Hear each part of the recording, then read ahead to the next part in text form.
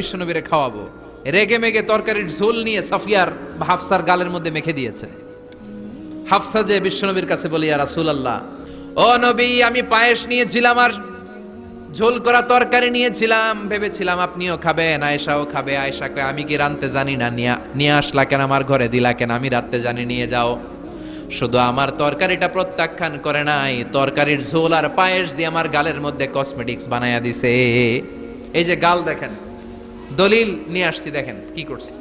বিশ্বনবীর পদ্ধতি ছিল, বিচার কেউ দিলেই he never take any action, he never react anymore.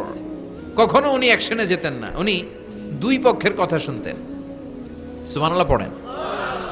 আর আমাদের বিচার করতে গেলে একজনের কথা শুনে আরেকজনরে বাস আছে না নাই? বললেন আয়েশারে ডাকো। আয়েশা, এমন করেছো? করেছি। কেন করেছো? বললে, ইয়া রাসূলুল্লাহ, মাথাটা গরম ছিল, নিজেকে সামলা